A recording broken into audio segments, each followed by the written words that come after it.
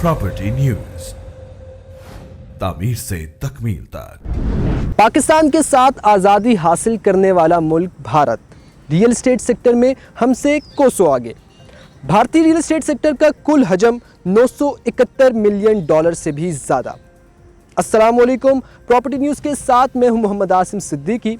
नाजरीन, property news ने शुरू से ही रियल एस्टेट सेक्टर के हवाले से तशहीर की है और मुल्की रियल एस्टेट सेक्टर को उजागर किया है, लेकिन अब हम नज़र डालेंगे बैनुल-अक़वामी रियल एस्टेट सेक्टर पर और जानेंगे कि दुनिया में रियल एस्टेट सेक्टर में क्या हो रहा है और लोग और कंपनीज कैसे काम कर रही हैं। आज हम नज़र डालेंगे भारत पर और जानेंगे कि भारत की इकोनॉमी रियल एस्टेट सेक्टर से कैसे मजबूत हुई है। इंडियन रियल एस्टेट सेक्टर का मजमूई GDP 6 से 7% है। जनाब, अगर बात की जाए मुलाजमतों के हवाले से तो इंडियन रियल एस्टेट सेक्टर दूसरे नंबर पर सबसे ज़्यादा मुलाजमतें फराहम कर रहा है। उम्मीद की जा रही है कि 2030 तक Indian real estate sector $1 trillion से तजावुज़ कर जाएगा। रियल एस्टेट पूरी दुनिया में एक जाना पहचाना सेक्टर है जो अपनी तेज़ रफ्तार ग्रोथ और GDP में एक अहम शेयर की वजह से काफ़ी अहमियत रखता है और यही वजह है कि उम्मीद की जा रही है 2023 तक इंडियन रियल एस्टेट सेक्टर की ग्रोथ 13% रिकॉर्ड की जाएगी। दुनिया भर में अगर किसी भी सेक्टर को तरक्की करनी है तो प्राइवेट सेक्टर एक कलीदी किरदार अदा करता है और जनाब यही सूरत हाल भारत में भी है। भारत की टॉप 3 रियल एस्टेट या डेवलपमेंट कंपनीज के हवाले से बात की जाए तो अंसल प्रॉपर्टीज़, ब्रिगेड एंटरप्राइजेज और DLF लिमिटेड पिछले 70 साल से काम कर रही हैं और रियल एस्टेट सेक्टर में अपना एक लोहा मनवाया है और यही वजह है कि आज भारत की रियल एस्टेट सेक्टर इतनी तरक्की कर रही है। जनाब, रिपोर्ट्स के मुताबिक पिछले 6 माह में इंडिया में घरों की डिमांड में इजाफा हुआ है और यही वजह है कि एक तरफ तो रियल एस्टेट सेक्टर को बूस्ट मिला है और दूसरी तरफ जॉब क्रिएशन में भी लोगों को आसानी मिली है और यही वजह है कि इंडियन रियल एस्टेट सेक्टर बतदरीज तरक्की की जानिब गामजन है।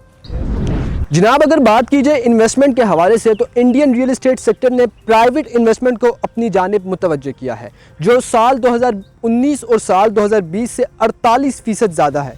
इस इन्वेस्टमेंट में शॉर्ट टर्म और लॉन्ग टर्म इन्वेस्टमेंट दोनों शामिल हैं। जहां पर प्राइवेट सेक्टर अपना कलीदी किरदार अदा कर रहा है, वहां पर इंडिया की मरकज़ी हुकूमत सूबाई हुकूमतों के साथ मिलकर 100 स्मार्ट सेंटर्स बनाएगी, यानी 100 स्मार्ट घर। इससे फ़ायदा ये होगा कि जहां पर घरों की डिमांड बढ़ रही है वो घटेगी और यहां पर एक गोल्डन अपॉर्चुनिटीज़ है डेवलपर के लिए। जो डेवलपर मुनाफा हासिल करना चाहते हैं वो इस प्रोजेक्ट से मुस्तफ़ीद हो सकेंगे। Indian construction industry private sector के साथ मुकम्मल ताउन कर रही है। इंडिया के हर बड़े शहर में housing societies, corporate offices, mega shopping malls तामीर हो चुके हैं या हो रहे हैं और यही वजह है कि इंडियन रियल एस्टेट सेक्टर तरक्की कर रहा है। हुकूमत यही तवक्का कर रही है कि प्राइवेट सेक्टर की जानिब से ये ताउन जारी रहेगा। हाउस रेंटिंग भी एक बड़ा सोर्स है जो इंडियन रियल एस्टेट सेक्टर और मईशत पर मस्बत असर डाल रहा है, लेकिन याद रहे कि पूरी दुनिया इस वक्त कोरोना वायरस की लपेट में है और इस वबाई मर्ज ने बहुत से बिजनेसेस पर मनफी असर डाला है।